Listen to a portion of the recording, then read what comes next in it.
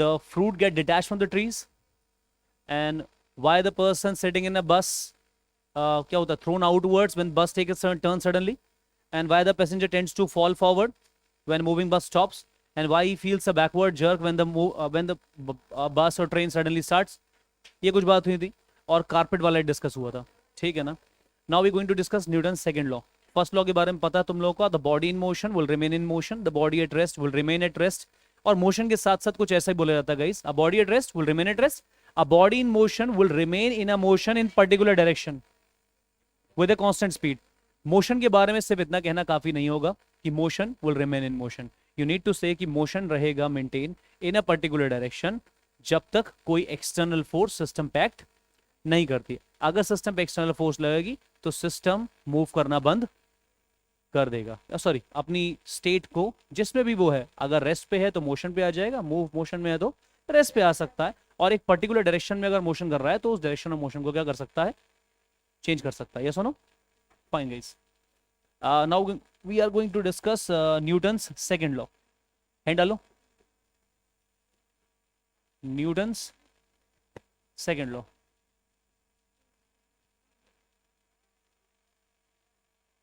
बेटा अब मुझे पता है उस दिन का कुछ थोड़ा सा मुझे मालूम है, हम लोग उस दिन मोमेंटम को इतना डीपली समझे नहीं थे, कुछ उस वक्त कुछ न्यूमेरिकल्स लगाए थे, तो अंडरस्टैंडिंग थोड़ी सी इंक्रीज हुई है. तो हम लोग ये बात दोबारा स्टेट करते हैं और दोबारा समझने की कोशिश करते हैं. ओके. लेकिन it states that, it states that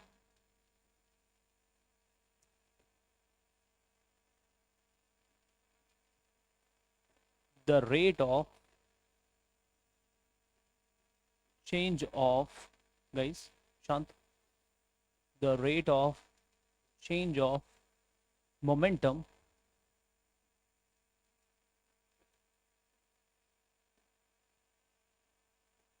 of the body is directly proportional to the force applied, and the change takes place in the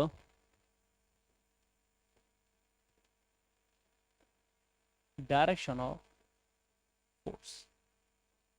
guys जरा मैं कैमरे की थोड़ी सी फोकसिंग सही कर दूं तब आप स्टेटमेंट लिखिए.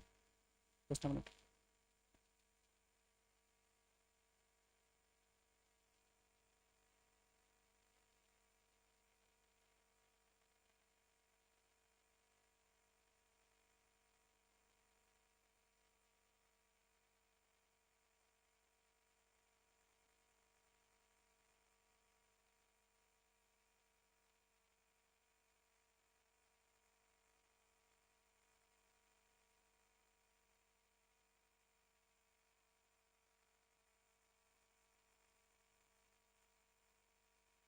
Let's start.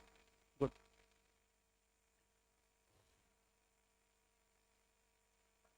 ठीक है. स्टेटमेंट.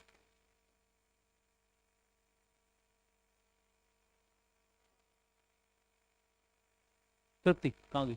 तृप्ति, इस स्टेटमेंट का मतलब क्या है, कुछ मुझे बताओ जो आपको मालूम हो, फिर ज़रा समझाना स्टार्ट करते हैं. पहले आप इस स्टेटमेंट से क्या समझते हैं? लास्ट टाइम लोग कुछ डील कर चुके हैं हल्का सा स्टेटमेंट से.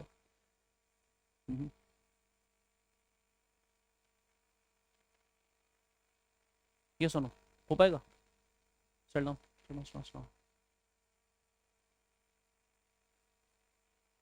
अंशिका.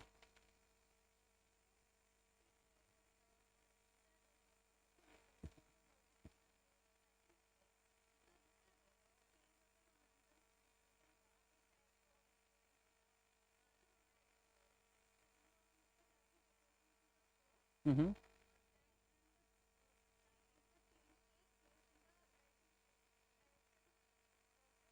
ओके गाइस सुनो सुनो सुनो. समझो जरा.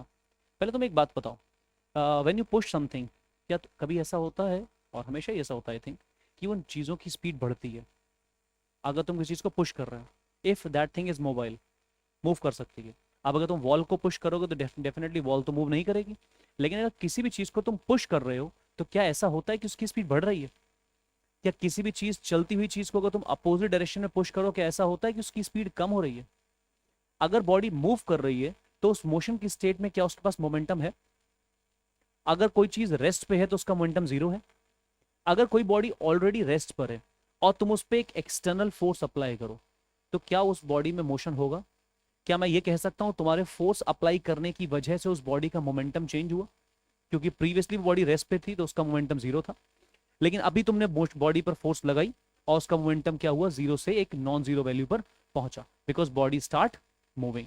और बॉडी अगर स्टार्ट कर दी मोशन में या बॉडी आ चुकी है मोशन में तो डेफिनेट सी बात है, मैं ये कह सकता हूं कि बॉडी ने मोशन स्टार्ट किया है और बॉडी का मोमेंटम चेंज हुआ है। तो अगर मैं आपसे ये कहूं कि एक बॉडी रेस्ट पे थी जिसको हमने डिस्कस करा, okay, this is the body at rest and this is the person, okay, let me move this thing, इसको ऊपर करते हैं। ये एक ब्लॉक, और आप लोग जानते हैं मिस्टर, ठीक है ना, मिस्टर एक्स ने इस पे फोर्स लगाया। मिस्टर एक्स के फोर्स लगाने से ये बॉडी की पहले वेलोसिटी कितनी है? जीरो। एंड लेट्स से इसका मोमेंटम, इसका जो मास है वो कितना है? 2 kg। तो इस पर्टिकुलर स्टेट में जिसको मैं बोल रहा हूँ इसकी इनिशियल स्टेट, क्या हम लोग ये कह सकते हैं कि इस बॉडी का मोमेंटम है 2 × 0, that is equals to 0। And mister X ने जब इस पर फोर्स लगाई तो ये ब्लॉक जो है ये मूव करना स्टार्ट कर गया किसने में? Let's say velocity is equals to 2 metre per second, और ब्लॉक का मास कितना रहा? 2 kg। तो इस टाइम पे जो इस ब्लॉक का मोमेंटम है वो कितना है? 2 × 2, of course 4 kg metre per second, where kg metre per second आप जानते हैं is a unit of momentum. Guys clear? अब तुम्हें देखो, मिस्टर एक्स ने जो भी एफर्ट करी, जिसको तुम फोर्स कह रहे हो, फोर्स लगाना, ये जितनी ज्यादा फोर्स लगाएंगे क्या ऐसा लगता है कि बॉडी में वेलोसिटी उतनी ज्यादा आएगी? अगर ये इजिली पुश करेंगे तो ब्लॉक हल्का सा खिसकेगा या धीरे धीरे खिसकेगा? अगर इनकी एफर्ट का अमाउंट बहुत ज्यादा है तो block will suddenly start moving with very high velocity, and if you keep pushing the block with that effort, block लगातार स्पीड बढ़ाता रहेगा और ब्लॉक का मोमेंटम लगातार क्या होगा? यस और नो? फाइन। अभी क्या करें, मिस्टर एक्स ने क्या करा, एक ब्लॉक लिया और उस ब्लॉक को पुश करके थ्रो कर दिया या पुश करके मूव कर दिया towards another person called mister Y. आप लोग जानते हैं, उसको पुश करके थ्रो कर दिया towards the another person mister Y की तरफ, और मिस्टर वाई यहाँ पर खड़े हुए हैं और मिस्टर वाई ने कहा ठीक है ब्लॉक आने दो, और मिस्टर वाई जैसे ही देखा ब्लॉक को आता हुआ, मिस्टर वाई लीन करे इस तरफ, जैसे मिस्टर एक्स खड़े हुए ना, और मिस्टर वाई एकदम रेडी कि इस ब्लॉक को तो इस बार रोक ही लेंगे। बात को समझ में आई?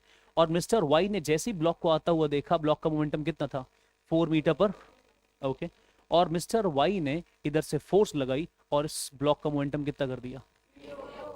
तो मिस्टर वाई ने उस एक बॉडी जिसका पास ऑलरेडी मोमेंटम था उसका मोमेंटम कम करा इन द सेंस चेंज करा। मिस्टर एक्स ने इस जगह से एफर्ट लगा के, फोर्स लगा के उसी बॉडी का मोमेंटम बढ़ाया। मिस्टर वाई ने जो वही बॉडी उधर इनकी तरफ पुश करी गई थी उसको रिसीव करते हुए, उस पर फोर्स लगाते हुए उस बॉडी को स्लो डाउन करा।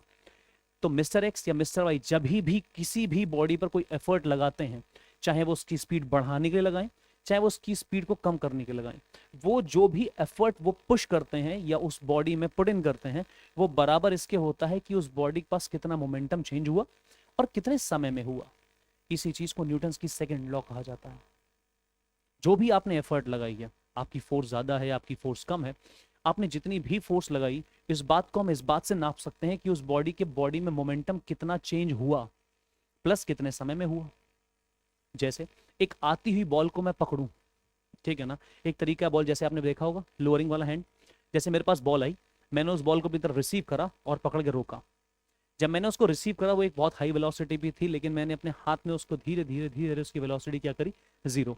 तो जब मैंने रिसीव करा था may be the ball was having a momentum around से 50 kg मीटर पर सेकेंड, लेकिन जब मेरे हाथ में आई, the moment I receive the ball, मैंने अपने हाथ को लोअर करा and suddenly, not suddenly, gradually मेरा हाथ उस बॉल के साथ साथ मूव कर रहा है और इन 1 सेकेंड से मैंने उसकी वेलोसिटी कितनी कर दी? 0। उसका मोमेंटम 0 करने के लिए मैंने कुछ समय लिया, उसका मोमेंटम मैंने तुरंत 0 नहीं करा। उस बॉडी के पास ऑलरेडी जो मोमेंटम था गाइज वो था 50, ओके। सबके लिए विजिबल है एकदम? मैं और थोड़ा ऊपर कर देता हूँ। उस बॉडी के पास जो ऑलरेडी मोमेंटम था वो 50 का था, जब मैंने उनसे रिसीव करा तो उसका मोमेंटम कितना कर दिया? In the time of 1 second. अगर तुम इस रेशियो को कैलकुलेट कर सकते हो तो तुम ये बता सकते हो कि मैं कितनी एफर्ट लगा रहा हूँ उस बॉडी को रोकने के लिए। एफर्ट मतलब बेसिकली फोर्स। जितनी ज़्यादा मैंने फोर्स लगाई होगी वो इस बात पे डिपेंड करी होगी कि मैंने उस बॉडी का मोमेंटम जो आ रही थी उसको कितनी जल्दी ज़ीरो करा या कितनी देर में ज़ीरो करा। जैसे मैं तुमको एग्जाम्पल दिया था उस दिन ट्रेन वाला एक, ठीक है ना, कुछ वैसा ही मान लो। चलो ज़रा फिर से करते हैं। मेरे पास एक ball I, this the ball, और मैं ट्राई करता हूँ कि मिस्टर एक्स इसको कैच कर पाए, ठीक है ना। Mister X is ready to catch the ball, fine. तो मिस्टर एक्स का सर से भी बड़ा है, fine. So mister X is already, ठीक है ना, हैविंग अ सिगार, ठीक है ना। और ला बॉल थोड़ी छोटी कर दें, अदरवाइज मिस्टर एक्स को चोट लगेगी बहुत गंदी, ठीक है ना, फाइन। अब मिस्टर एक्स जो है इज ऑल सेट कि fine. So mister X is all set. I think तुम इमेजिन नहीं कर पा रहे हो इसलिए मैंने इमेजिन कराया, fine. So Mr. X is all set to receive the ball, और ball is moving with, ball is having some momentum called 50 kg per second, fine। और Mr. X ने क्या करा? Mr. X ने बॉल रिसीव करी, और after receiving the ball Mr. X took some time and Mr. X उसको zero पे लेके आए, say in a time of matter of 2 second से। Mr. X बहुत हौले हौले काम करते हैं, he is very very very slow guy, और ने कहा ठीक है बॉल आने दो आने दो आने दो आने दो। बॉल के साथ पूरा घूम रहे हैं, और कितना समय लिए रिसीव करने बॉल, और 2 सेकेंड में इन्होंने जब बॉल को रिसीव कर लिया तो बॉल का मोमेंटम कितना हो गया, सॉरी, या बॉल की वेलोसिटी कितनी हो गई? 0। तो मिस्टर एक्स ने पूरी बॉल के मोमेंटम को 0 करा है कितने समय में? तो मिस्टर एक्स ने ऐसा करने के लिए कितने एफर्ट्स डाले होंगे बॉल में, या कितनी फोर्स लगाई होगी? एग्जैक्टली ये डिपेंड किस बात पे करेगा गाइस? देखो मिस्टर एक्स ने जो फोर्स लगाई होगी वो है final momentum minus initial momentum divided by mister X ने ये काम कितनी देर में करा। मिस्टर एक्स ने ये काम कितनी देर में करा, तो गाइस फाइनल मोमेंटम मैंने कितना करा, और मिस्टर एक्स की जो वेलोस मतलब जो मोमेंटम था बॉल का 50, और ये सब काम कितनी देर में हुआ है? तो मिस्टर एक्स ने कितना, एग्जैक्टली -20, वेर माइनस का भी कुछ निशान मतलब कुछ मतलब होगा, will discuss with that, but इतना तो मैं एसेंस समझ में आया, ठीक है। यही बात को स्टेट कर रही है Newton second law. Newton second law तुमसे जो मैथमेटिकल फॉर्मेट में कहना चाह रही है बात वो यही है कि बॉडी में कभी भी अगर मोमेंटम चेंज हुआ है, rate of change of momentum अगर आप उसे कैलकुलेट कर सकते हैं, तो वो rate of the change of momentum जो होता है वो डायरेक्टली प्रोपोर्शनल होता है इस बात के कि उस बॉडी पर कितनी फोर्स लगाई गई है। और जो मोमेंटम का चेंज हुआ है वो हमेशा उसी दिशा में होता है जिस दिशा में फोर्स लगाई जाती है। अब सीधी सी बात है, अगर कोई मेरे सामने साइकिल लेके खड़ा है और मैं उसकी साइकिल में एकदम एक पुश दे दूं, तो जिस दिशा में मैंने फोर्स लगाया है उसी दिशा में तो मोशन स्टार्ट करेगा। तो मोमेंटम का चेंज उसी दिशा में होगा जिस दिशा में आपने एफर्ट्स डाले हैं या आपने जिस दिशा में फोर्स लगाया। So this seems to be a very crucial statement that कि पहली बात तो जो आपका rate of change of momentum है, कैलकुलेट दैट थिंग फर्स्ट। तो वो जो भी होगा वो डायरेक्टली प्रोपोर्शनल होने वाला है किसके? जो भी बॉडी पर फोर्स लगाई गई है। साथ ही साथ जो भी चेंज टेक प्लेस होगा, फोर्स में नहीं मोमेंटम में, जो भी चेंज होएगा किसमें, मोमेंटम में, वो उसी दिशा में होगा जिस दिशा में आप लगा क्या रहे हैं। ऐसा कैसे संभव है मैं बॉडी पर पुश इधर लगाऊं और बॉडी से एक्सलेट इधर कर जाए? ऐसा तो नहीं होगा। तो डेफिनेट सी बात है वो जो चेंज इन मोमेंटम है that would takes place in the direction of applied guys, yes, okay. तो अब इसे मैथमेटिकल फॉर्मेट में लिखते हैं guys. Rate of change of momentum का मतलब होता है, या rate of change of anything का मतलब होता है कि दैट समथिंग या that quantity is changing with respect to time. लेकिन देखते हैं मैथमेटिकली, स्टार्ट करिए लिखना मैथमेटिकली,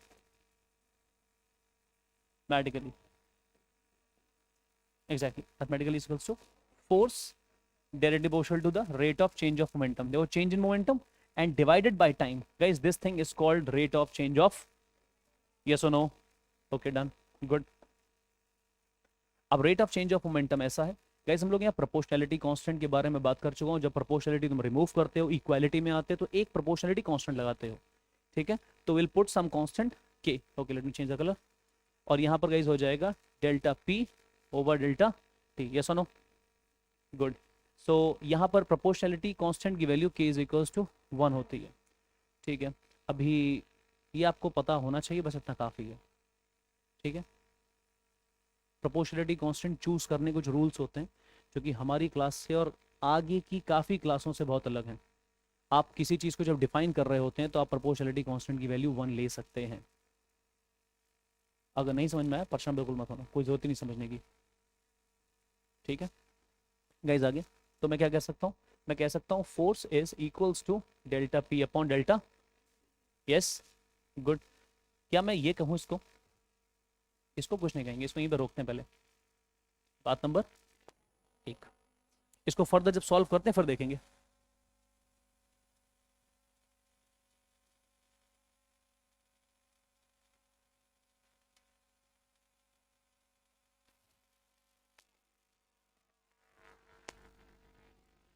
देखिए जरा, क्या गाइस हम लोग जानते हैं डेल्टा पी का जो मतलब होता है वो होता है फाइनल माइनस इनिशियल। तो मैं लिखूंगा force is equals to P final minus P initial divided by delta T या टाइम, ठीक है ना गाइस। क्योंकि डेल्टा टी का मतलब मैं समझा दूं, आप पूछ सकते हैं कि मैं डेल्टा टी को टी लिख रहा हूँ, क्योंकि डेल्टा टी का मतलब होता है गाइस टी फाइनल माइनस, और जब भी कोई मोशन स्टार्ट होता है ज्यादातर क्या करा जाता है, इनिशियल इंस्टेंट क्या लिया जाता है, इनिशियल इंस्टेंट हमेशा क्या लिया जाता है, इनिशियल इंस्टेंट क्या लिया जाता है, इनिशियल इंस्टेंट क्या लिया जाता है। So whenever you start the motion you take initial instant to be zero. ऐसा कोई बहुत ही ज्यादा इंपॉर्टेंट नहीं है, लेकिन ऐसा हमेशा करा जाता है जिससे आपकी कैलकुलेशन थोड़ी सी इजी हो सके बस। आगे बड़े हो जाओगे तो जीरो नहीं भी लिए जाएंगे, but most of time it is zero. तो फाइनल टाइम टी और स्टार्टिंग कहाँ से हुई, ठीक। तो क्या मैं इसको डायरेक्ट डेल्टा टी को क्या लिख दूं, टी लिख देता हूँ, बिकॉज फाइनल है टी और इनिशियल कितना था, जीरो। गुड है गाइस। फाइनल मोमेंटम क्या लिखते हैं, mass into final velocity, initial momentum mass into initial velocity divided by time. Okay let me move this thing, कुछ ऐसे दिख रहा है सबको guys, F. Okay just a minute, लिख लो लिख लो लिख लो लिख लो लिख लो।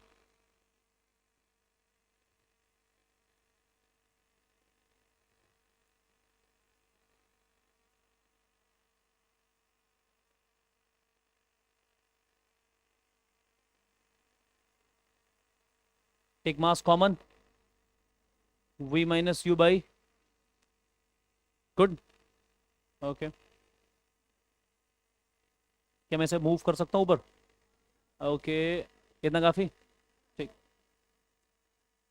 ये तो बहुत साफ लिख दिया मैंने अचानक से guys. f is equals to m और v minus u by t। Guys हम लोग जानते हैं rate of change of velocity is called acceleration, क्योंकि अगर वेलोसिटी चेंज हो रही है, चेंज इन वेलोसिटी है, इसको मैं लिख सकता हूँ change in velocity upon change in time, and change in velocity upon change in time is called acceleration. That's why f is equals to, क्या बात क्या बात क्या बात, ठीक है ना। बताएं ये चीज जरा एक बार, इसको मैथमेटिकल गाइस देखिए आप लोग, हम लोग से वैल्यू पुट करते हुए आए हैं, nothing new and nothing very logical in this. हम लोगों ने सिर्फ इस इक्वेशन तक डेल्ट करा है, and after that we start putting the value कि डेल्टा पी का मतलब होता है चेंज इन मोमेंटम, और चेंज इन मोमेंटम का मतलब है फाइनली जब तुमने उस पर एफर्ट, मतलब जो तुमने एफर्ट डाले हैं उसने उस बॉडी के मोमेंटम इनिशियल वैल्यू से किसी फाइनल वैल्यू पे ले गया। तो फाइनल वैल्यू किस पे ले गया और कहां से ले गया, ये चेंज इन मोमेंटम है, फाइनल टू इनिशियल। गाइस तुम सपोज करो ना, तुम अभी 9th क्लास से स्टार्ट कर रहे हो, you are starting with something या ऑलमोस्ट नथिंग। तो मैं जो 9th क्लास की नॉलेज है फिजिक्स की, केमिस्ट्री की, बायोलॉजी की, वो अभी तक तो नहीं है ना almost. At the end of the process जब तुम 9th क्लास ओवर कर रहे होगे, क्या तुम्हें at the end of the lecture या एंड ऑफ द इस क्लास में काफ़ी नॉलेज होगी। तो इट्स कॉल्ड इनिशियल नॉलेज जो तुम्हारे पास आज है, माइनस, ठीक है ना। तो फाइनल नॉलेज ज़्यादा होने वाली है इनिशियल से। तुम कितना भी कम पढ़ोगे, 40% लाओगे, 50 लाओगे, आई थिंक ऐसा तुम लोग कोई नहीं करोगे कभी ऐसा, लेकिन जितने भी परसेंटेज लाओगे, क्या उस एक साल के दौरान तुमको सीखे, तुम्हारा फाइनल जो हाल है वो कंटेनर ज्ञान का थोड़ा सा ज़्यादा ही होगा जिससे तुमने अभी स्टार्ट ऑफ करा है। तो इसी तरीके से जब मैं किसी बॉडी को एक पुश करता हूँ या किसी बॉडी को पुल करता हूँ, तो उसकी जो भी इनिशियल वैल्यू रही होगी, डेफिनेट सी बात है या तो उससे ज़्यादा हो गई होगी या उससे, अगर तुमने उसको उसकी चलने वाली दिशा में धकला, मतलब पुश किया है, तो बॉडी की स्पीड बढ़ जाएगी। और अगर तुमने जिस बॉडी को ट्रैवल करते हुए उसकी अपोजिट दिशा में अगर तुमने पुश करा है, तो उसकी स्पीड, जैसे बॉल को तुम उसकी आती दिशा की अपोजिट फोर्स लगा रहे हो, तो बॉल फाइनली रुक रही है। लेकिन पड़ी हुई फुटबॉल पे तुम जिस दिशा में फोर्स मारते हो या जिस दिशा में पुश करते हो उसे, वो उस दिशा में एक्सेलरेट होती है। यस और नो। आती हुई शटल तुम्हारी दिशा में आ रही है, तुमने बैडमिंटन से उसे जब हिट करा है, तो पहले वो तुम्हारी शटल बैडमिंटन से लग के किस पे आई है, रेस्ट पे। लेकिन तुम्हारी जो गट पड़ी हुई है, वो गट तो थोड़ी फ्लेक्सिबल है, या तुम कह सो उसके अंदर कुछ इलास्टिक फोर्सेस हैं, तो जब तुम उस गट से हिट करते हो तो उसकी डायरेक्शन पहले वो रेस्ट पे आता है, फिर उसका डायरेक्शन ऑफ मोशन चेंज हो जाता है। बॉलर की तरफ एक क्रिकेटर, सॉरी बॉलर जो एक बैट्समैन की तरफ बॉल फेंकता है, वो उसका डायरेक्शन ऑफ मोशन चेंज करता है बाय अप्लाइंग फोर्स, और मोमेंटम उसी दिशा में हो जाता है जिस दिशा में उसने फोर्स लगाई है। Guys how is this possible कि मैंने बैट से बॉल को हिट करा और बॉल बैट पे लगने के बाद पीछे आने लगे? ऐसा हो सकता है क्या?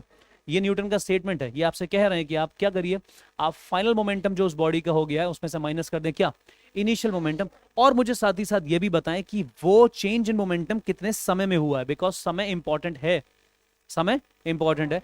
तो आप चेंज इन मोमेंटम लिखिए which is this thing, change in time लिखिए, इन दोनों को रेशियो कीजिए, तो चीज आपको क्या देगी, फोर्स। मैंने इसको ऐसा लिख लिया, वेरी गुड। इसके बाद क्या करा है, मैंने फाइनल मोमेंटम की वैल्यू रखी है। फाइनल मोमेंटम क्या होता है, मास into final velocity. Initial momentum क्या होता है, मास इनटू इनिशियल वेलोसिटी। मास दोनों में कॉमन है क्योंकि बॉल तो वही है ना, या जो भी बॉडी होगी उसका मास तो क्या होगा, फिक्स। और अगर मास फिक्स है तो मैं m को कॉमन ले सकता हूँ, टेक m कॉमन, m मैंने कॉमन ले लिया यहाँ पर, और m कॉमन लेने के बाद गाइस हम लोगों ने लिख दिया इसे v माइनस यू, सही है, अपॉन टी। और ये thing already we have studied कि कहलाती है चेंज इन वेलोसिटी, या rate of change in velocity is called acceleration. So force acting on the body is the mass times of its, so you no longer need to care about कि ये क्या होता है। तुम्हारे पास एक final जो formula बन गया वो ये है कि जब भी फोर्स निकालनी है, just care about the mass of the body and the acceleration which that body has gained. काम खत्म। बिल्कुल बिल्कुल। डिलीटेड सिलेबस की बात कर रहे हो क्या, डिलीटेड सिलेबस की बात कर रहे हो या इंपॉर्टेंट पूछ रहे हो? बहुत इंपॉर्टेंट, बहुत इंपॉर्टेंट, ठीक है गाइस। क्या होता जा रहा है ना आजकल, सीबीएसई का हाल थोड़ा सा उल्टा होता जा रहा है, वो काफ़ी इंपॉर्टेंट चीज़ें जो हैं उनको डिलीटेड सिलेबस के अंदर जाते जा रहे हैं, ऐसा बहुत ज़्यादा हो रहा है। बिल्कुल गाइस, डन। चलिए स्टार्ट करते हैं। क्या हम लोग जानते हैं SI unit of force is Newton? Okay, continue doing it. हम लोग करते हैं वही जहाँ पे थे। चलो नेक्स्ट स्लाइड। चलिए मैं इस पे ज़्यादा बात नहीं करूंगा बिकॉज हम लोग ऑलरेडी बात कर चुके हैं the SI unit of forces Newton. बस थोड़ा सा यहाँ पे गाइड करते हैं, लिखिए गाइस क्विक।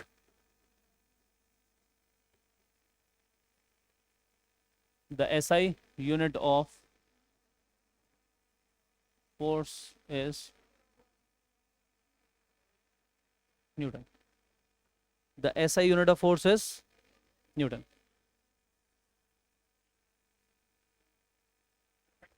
क्लियर है?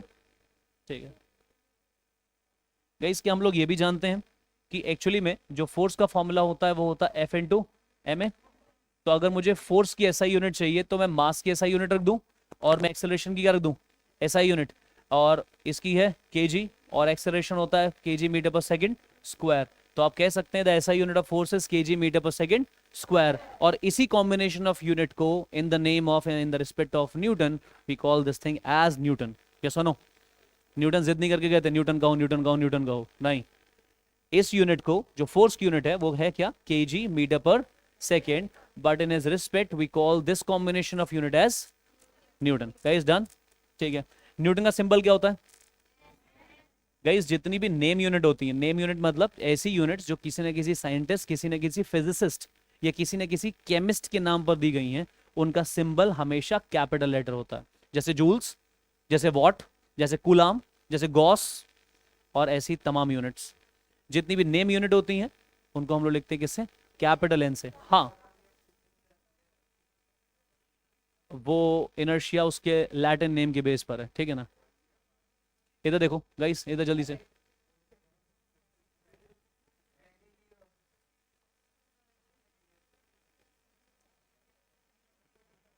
आप लोग शांत हो जाएंगे गाइस, शांत।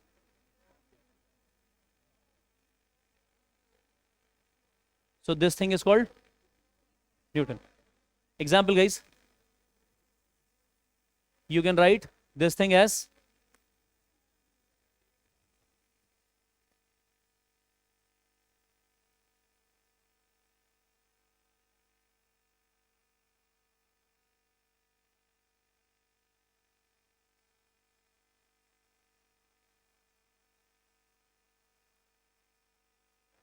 इधर आइए, focus on studies, mic is working, ठीक है।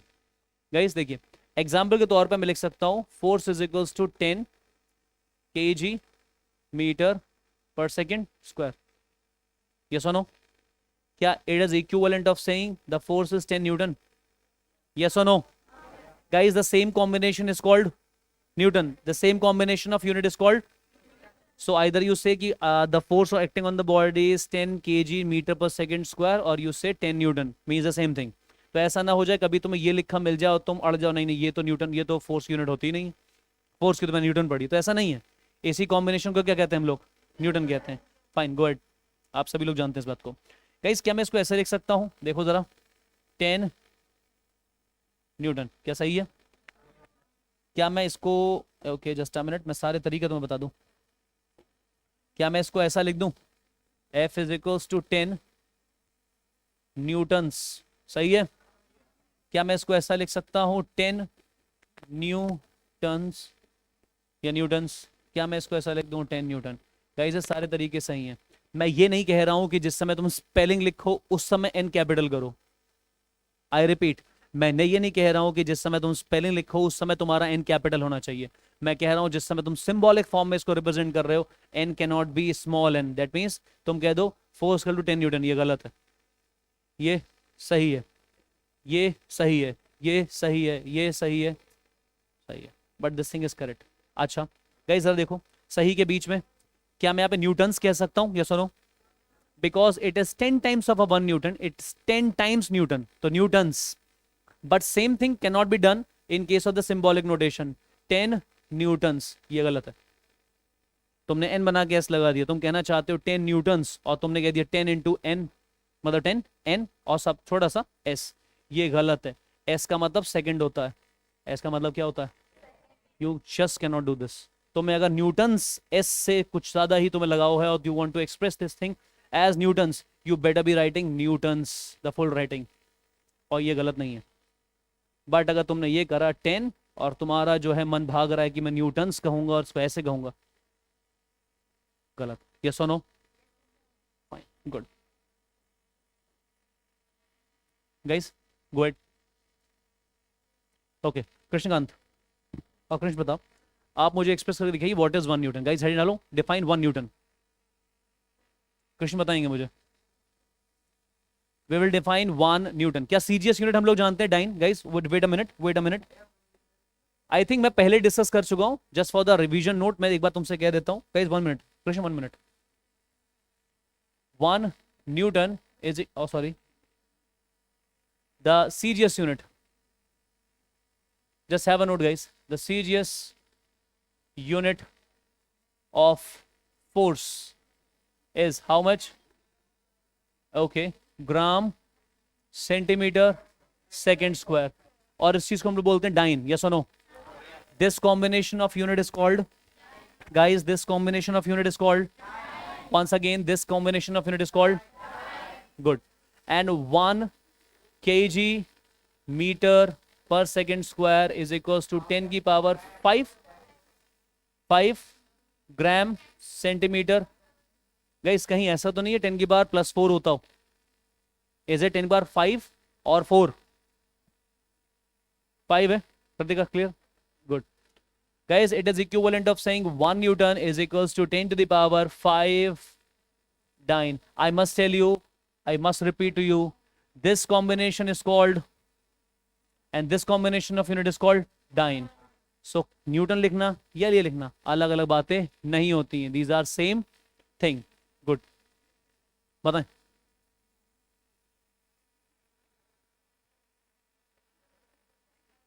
ये चीज, ये नोटेशंस है बेटा. जैसे ये वाला देखो, इसमें क्या खास है. हाँ हाँ, ये चीज गाइस एक बार देख लीजिए. वन मोर डाउट, एक मिनट लिखता हूं मैं, देखो जरा. एक यहां पे कुछ आप लोग नोट कर लीजिए, फिर हम लोग जरा कन्वर्ट करते हैं how this thing comes out to be this thing, है ना. और आप लोग बिलीव कीजिए, आप लोग जानते हैं इस चीज को, ठीक है. तो दिख रहा है तुमको साफ साफ? ये तो नहीं आ रहा बीच में, ठीक है.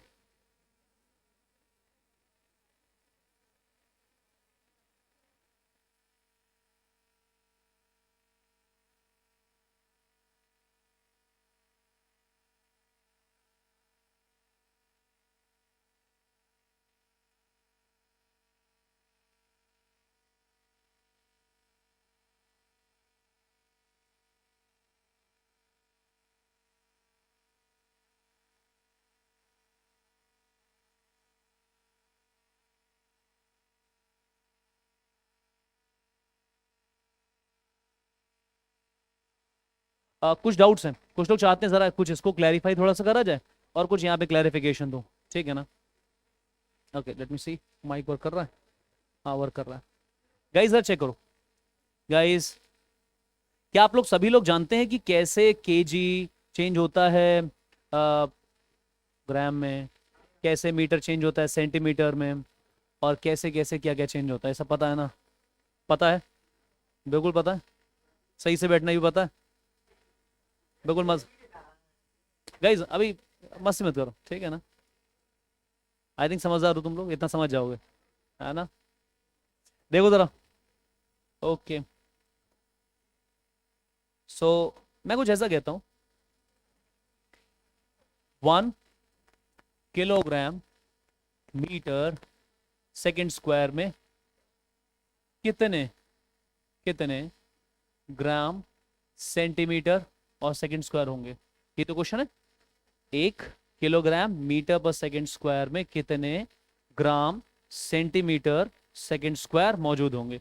स्टार्ट कन्वर्टिंग यार। देखो जरा गाइस, ये मैंने लिखा ना, 1 kilogram metre per second square.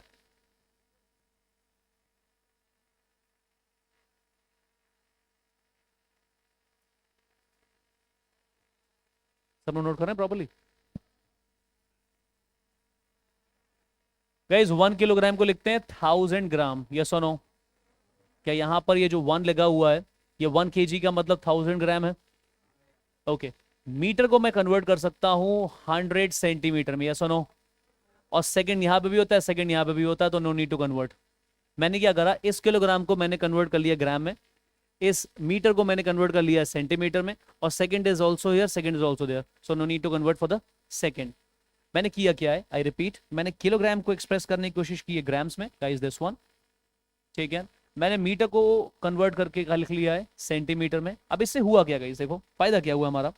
हमारा फायदा यहाँ पे ये हुआ है कि ये 10 की पावर 3, सभी लोगों को इस नोटेशन में लिखना आता है, फाइन। ये 0 है, 1 2 3, तो राइट है 10 की पावर 3, और यहाँ पर लिखा है जी, और यहाँ पर मैं लिख सकता हूँ 10 की पावर 2, ये है सेंटीमीटर गाइस, और यहाँ पर स्क्वायर। और 10 की पावर 3 में हम लोग मल्टीप्लाई कर देंगे 10 की पावर 2, या ग्राम, या सेंटीमीटर, या सेकंड। और हम लोग पास इस साइड पे क्या चल रहा है, we have 1 kilogram metre per second square, और बेस सेम है तो पावर्स क्या हो जाएंगी, ऐड हो जाएंगी। क्या बात है, आप लोग बहुत ज्यादा समझदार हैं। 1 किलोग्राम मीटर पर सेकंड, तो आई थिंक हमारे लिए प्रूफ हो गया, हमारे लिए प्रूफ हो चुका है कि 1, जस्ट अ मिनट, मैं इसको क्लोज कर दूं जरा,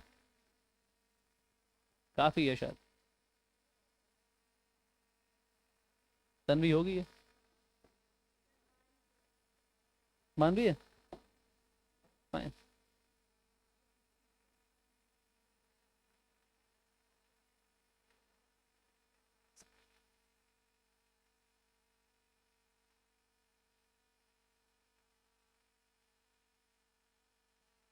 देवेंश समझ में आया? फाइन, ठीक है। कुछ लोग फिजिक्स समझते हो दिखाई पड़ते हैं, आप सभी लोग समझ रहे हैं लेकिन कुछ लोग दिखाई पड़ते हैं। कुछ नाम लेंगे तो अच्छी बात नहीं है, सब लोग अपनी ओर कोशिश कीजिए, है ना?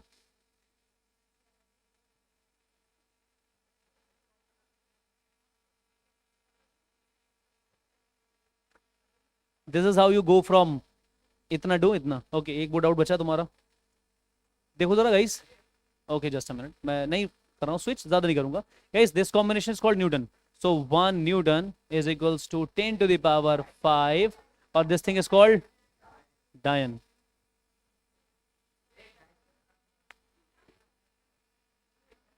ये सब ये न्यूटन से दुश्मनी के कारण पड़ा है, पता ही नहीं। अब इसको क्लियर कर लो। आर्यन, ऐसा मत करो।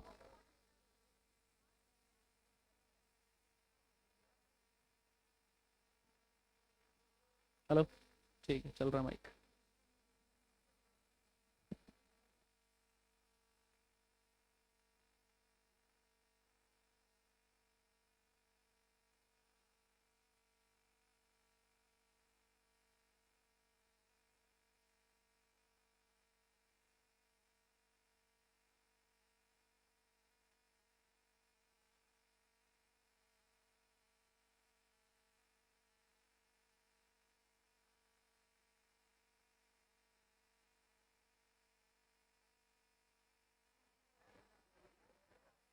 ठीक है ना, बस्ता, झोला, ठीक है।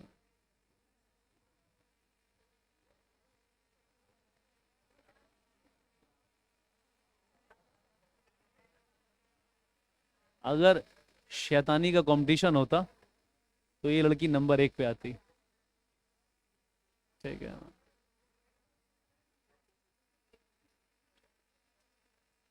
फाइन। उत्कर्ष, समझ में आया? ओके गाइस, ये सुनो। ओके, पता है यस और नो किस बात पे बोल रहे हैं? बस यस और नो। आई एम सेइंग कि आपको समझ में आया? ओके।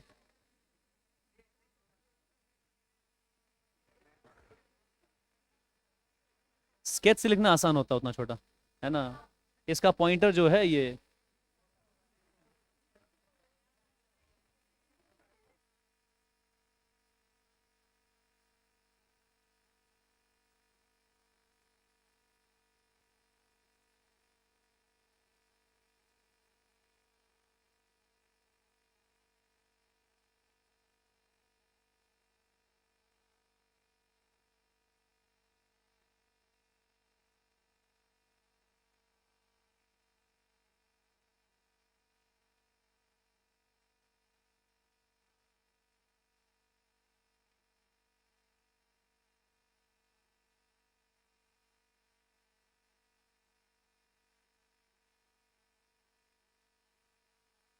मुझे छेड़ दीजिए गाइस। कल टेस्ट रखा जाए, उसके बारे में क्या विचार है?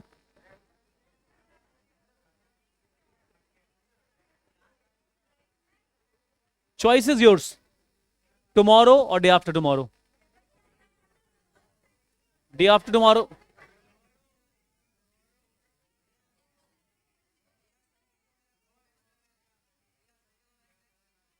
ठीक है, कोई दिक्कत नहीं।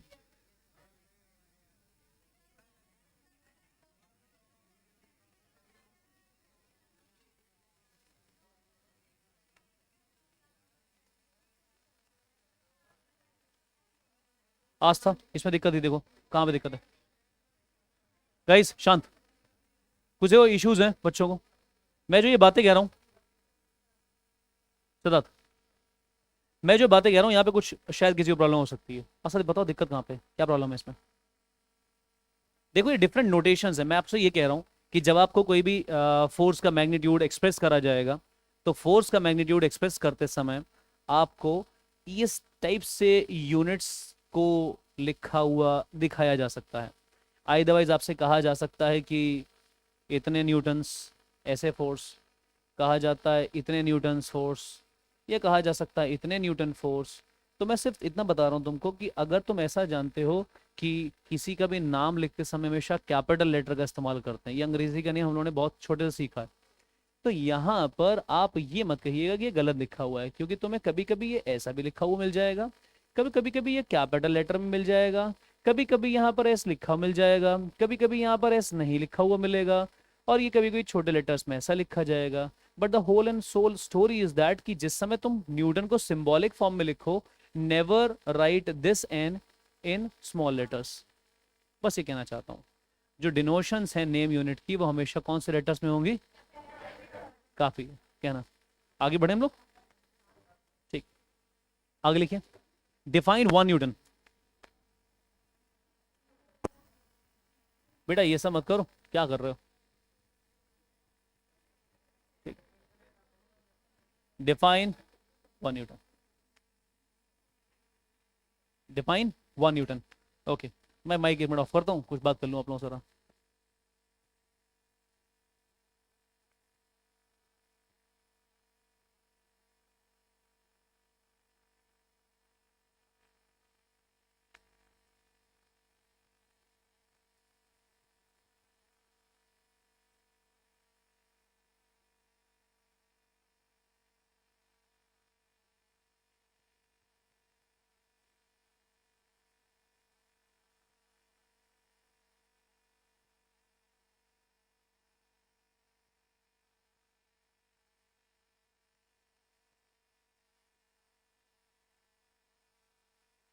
Fine, good, good, good. Guys we need to write the definition of 1 newton. और देखो अब से तुम जो भी पढ़ोगे, चाहे वो मोमेंटम हो, चाहे जो भी चीज़ें हो, उनका 1 यूनिट हमें डिफाइन करना पड़ेगा। जैसे 1 न्यूटन कितनी फोर्स होती है।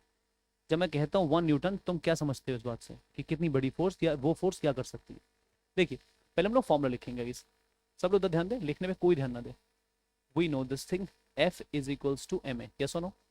हेलो, ठीक है। Now what you do, put m is equals to 1 kg, yes और नो। और a को प्लेस कीजिए 1 मीटर पर सेकेंड। अगर मैं ये प्लेस कर दूं तो F इज इक्वल्स टू आएगा 1 kilogram metre per second square. Agree और नॉट। F की वैल्यू में लिख सकता हूँ 1 न्यूटन। यहाँ तक पहुंचे हम लोग। हम लोग डेफिनेशन सुनते हैं, जरा पहले सुन लो फिर लिखते हैं। 1 Newton is that force which can produce an acceleration of 1 meter per second square in a mass of body 1 kg। सही है। 1 न्यूटन वो फोर्स होती है जो किसी भी 1 किलोग्राम बॉडी पर अगर एक्ट करे तो उस बॉडी में एक्सेलरेशन प्रोड्यूस करेगी 1 मीटर पर सेकेंड स्क्वायर का। या आप ऐसे कह सकते हैं, the force which is required to accelerate the body of mass 1 kg with acceleration 1 metre per second square.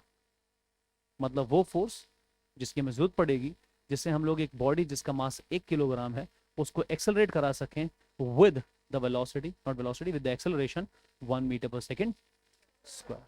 कुछ ऐसा कहना चाहिए। आइए देखते हैं, लिखते हैं और फिर दोबारा एक बार रीलुक करेंगे, ठीक है।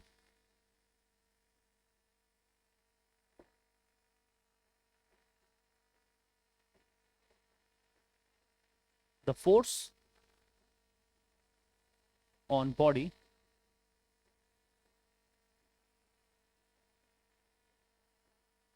is said to be 1 Newton. The force on the body is said to be 1 Newton if it produces, if it produces an acceleration of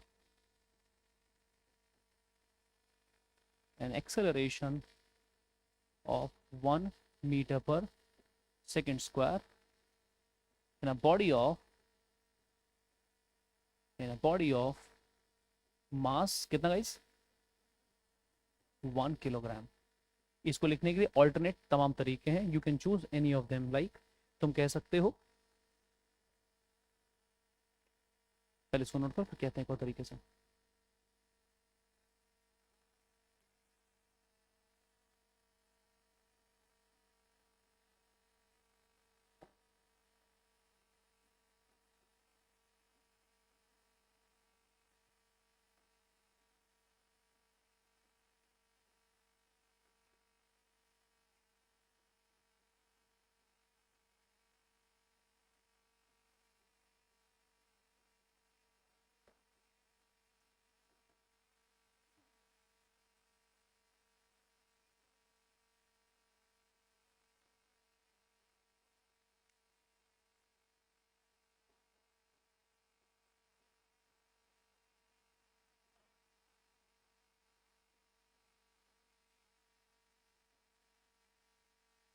The force required to produce an acceleration of 1 meter per second square in a body of mass 1 kg is called 1 Newton force. Guys, this is an alternate statement. You can choose any one statement अपने schools के लिए, अपनी knowledge के लिए, कैसे भी बोलो।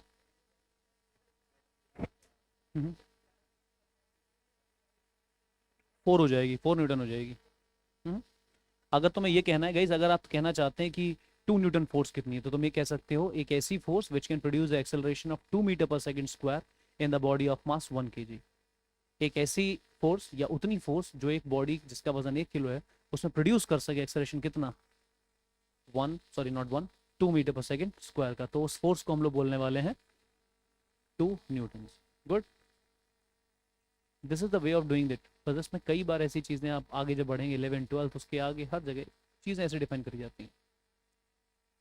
जैसे हम लोग को 1 एम्पियर डिफाइन करना बताया जाएगा, 1 जूल भी हम लोग डिफाइन करेंगे, 1 वॉट भी डिफाइन करेंगे, ठीक है। ऐसा कुछ करते हैं हम लोग। कैसे हैं बताओ मुझे ज़रा।